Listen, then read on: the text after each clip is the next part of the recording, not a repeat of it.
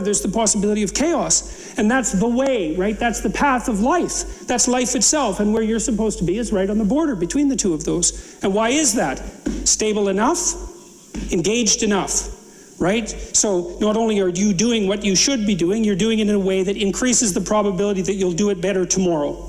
And you can tell when you're doing that because you're engaged. You're in the right time and place. And your neurology tells you that. That's what meaning is. That's what transcendent meaning is. And that's so cool because I also think that that is the antidote to existential suffering. The antidote to existential suffering is to be at the right place at the right time. And you know, you want to get technical about it. Okay, anxiety and pain. That's the reality of existential suffering. Okay, so let's say you're in the right place at the right time. What happens to you biochemically? Dopaminergic activation. What does that do? Suppresses anxiety and it's analgesic. Now it's more than that because it also produces positive emotion and the desire to move forward, and it underlies creativity. And so not only do you get the positive engagement from a neurochemical perspective, you get the analgesia and you get the and you get the reduction of anxiety.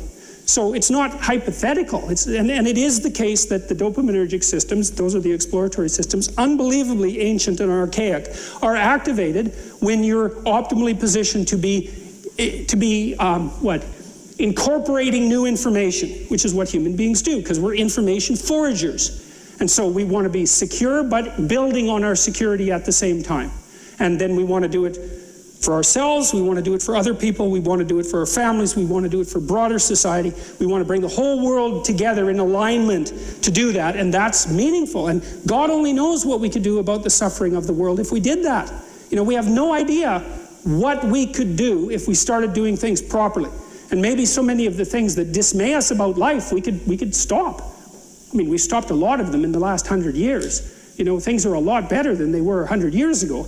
Obviously, they're not perfect. But 100 years ago, 120 years ago, man, you know, the average person in the Western world lived on less than $1 a day in today's dollars. It's like, you just try that for a week and see how much fun that is. So, the Taoists, well, what is this? Well, this is the pre-cosmogonic chaos out of which the Word of God extracted habitable order at the beginning of time. It's the same thing. It's the same thing. And that chaos, we'll talk a bit more about that later, I guess, because it's a very complicated thing to describe. But it's certainly the thing that when you encounter, the chaos is what you encounter when the Twin Towers fall. Right? You remember what that was like, right? So it was September 10th. Well, that was the world. Everyone knew what the world was like. And then it was September 11th, and everyone walked around dazed for 3 days because the buildings fell. But so what? You can see a building fall. You can understand what happens when a building falls. So then what's going on with the being dazed? Well, it's the chaos that underlies our habitable order manifested itself when those buildings collapsed. It was a brilliant act of terrorism. And everyone was frozen and curious because that's how we react to that sort of thing. It's like the shark. You know, remember that famous movie poster for Jaws? With the woman swimming on the top of the water and that terrible Leviathan shark underneath coming up to take her out. Well, that's life, man. That's the world. And now and then you see that. And when something falls like the Twin Towers fall, you remember that the ocean below you, the abyss, right, the primordial abyss, that bloody thing is deep. And you're fragile. And that happens when someone betrays you, and it happens to you when your dreams fall apart. You encounter that chaos again from which the world is extracted, and then you're called upon to act out attention and the word in order to bring the world back into order. And none of that is superstitious. None of that is superstitious. None of that's even metaphorical. It's real. It's more real than anything else. And I think the reason for that in part is that it's been this way forever, right? As long as there's been life, this has been the rule of life. And that's the cosmos, that's reality, that's what we inhabit. And so one of the things, you know, the so-called new atheists, and I don't want to go on a tangent about new atheists because I think atheists are often remarkably honest and very consistent in their analysis. So, but I just don't think they're taking the problem seriously, man. Like, I don't think they take their evolutionary theorizing nearly with the seriousness that it necessitates. And I don't think that you can dispute the proposition that the longer something has had a selection effect on life, the more real it is. It's the fundamental axiom of Darwinian biology. And I think the Darwinian world is more real than the physical world. That was the argument that I was trying to have with Sam Harris, and I didn't do the world's best job of that, although it went not too bad the second time. But it's not something to be taken lightly. It's a very serious, profound, and meaningful proposition.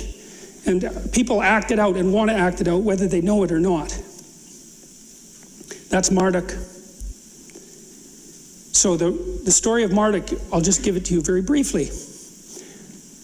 Tiamat and Apsu are locked in embrace at the beginning of time. Goddess of salt water, god of fresh water, together. Chaos and order, right? They give rise, masculine and feminine, they give rise to the world of the elder gods. And those are, to me, they're primordial motivational forces. They're something like that. And their rage and their lust and their love and all these things that possess us that are there forever. And they're out in the world acting. And they carelessly slay Apsu, their father. And they're making a racket, and then they kill Apsu. And then Tiamat gets wind of that. And that's Tiamat right there, by the way. She's kind of a rough-looking creature. And she's the mother of all things. And so she's not very happy about this. Her children have destroyed structure itself.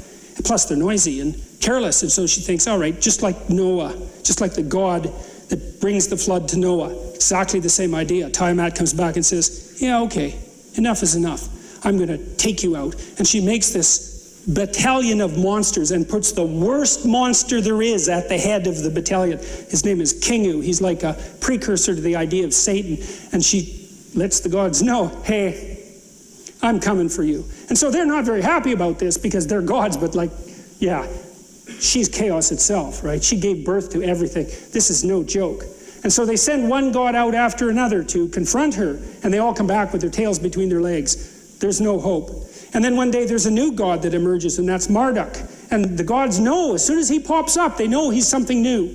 Remember, and this is happening while the Mesopotamians are assembling themselves into one of the world's first great civilizations. So all the gods of all those tribes are coming together to organize themselves into a hierarchy to figure out what proposition rules everything.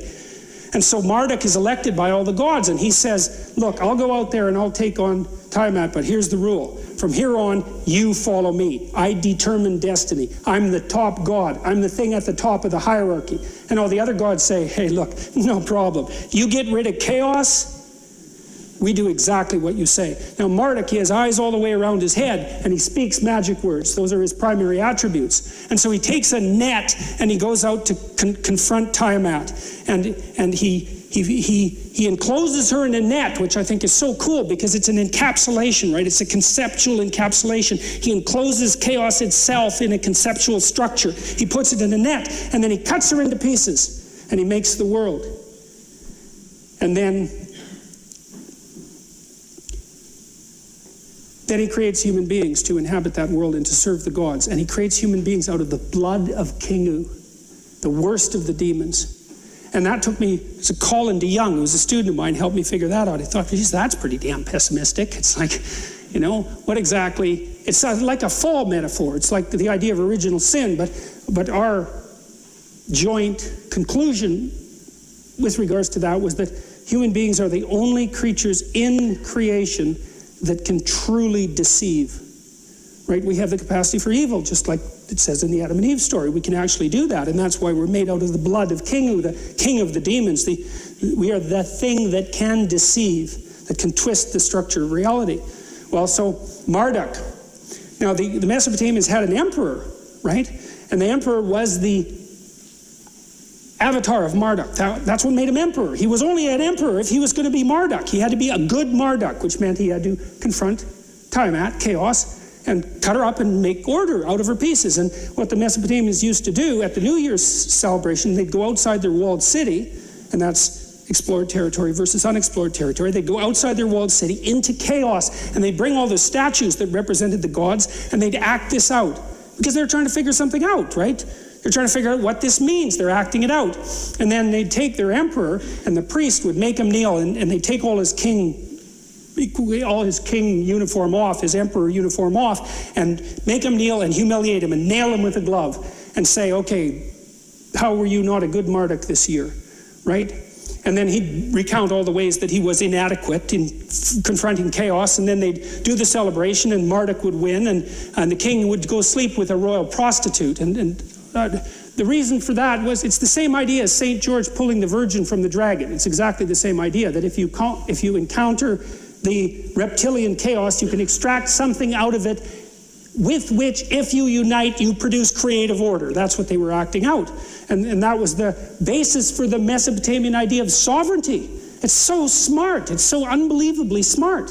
And, the Mesopotamians had a massive influence on the civilizations that then had a massive influence on us. It's one of the stories of how the notion of sovereignty itself came to be. It's the evolution of the idea of God. That's one way of thinking about it. But even more importantly, it's the evolution of the idea of the redemptive human being, right? And that's taken to one of its conclusions, well, in the story of Buddha, but also in the story of Christ, the idea of the perfect individual. And the notion is, well, that's the word that speaks truth into chaos at the beginning of time to generate habitable order that is good. That's the story. And so with that,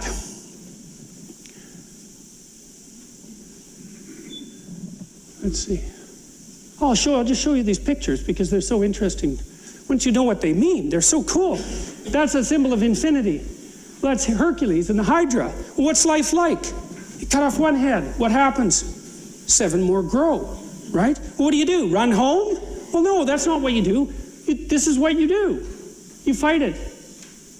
It's the chaos that generates partial chaos. It's the ultimate chaos that generates partial chaos. But that chaos also is what revivifies life, because otherwise it would just be static.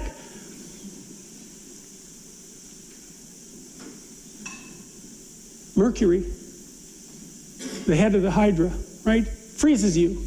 That's St. George. He's doing it peacefully, which is so interesting, right? He's got a beatific look on his face in that particular representation. Another St. George, right? The Virgin in the background. I think that's St. Anne, if I remember correctly. St. George, he's the patron saint of England. Here's an interesting one. This actually sheds light on the human proclivity for warfare. St. George, that's a Muslim soldier.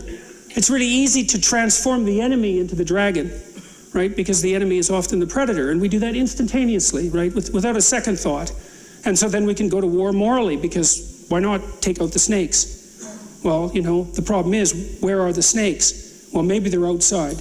And maybe they're not. Maybe they're in this room. And even worse, maybe they're in you. And that's wisdom, when you know that they're in you.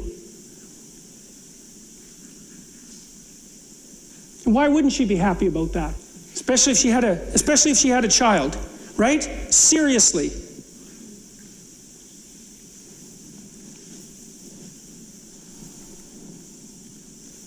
And that's Horus, right? The god of vision. And he was a falcon, because falcons have great vision, and they fly above everything and they can see everything. And so that was the Egyptian creator god, Horus. And I'll tell you the story about Horus at some point as well. Now, here are some pictures that demonstrate what I had described as the emergence of, let's say, the meta-hero out of the hero. So there's the person you admire, and then there's the set of people that you admire, and then there's the meta set of admirable people and the extraction of that ideal. As far as I can tell, that's just what's portrayed in these images.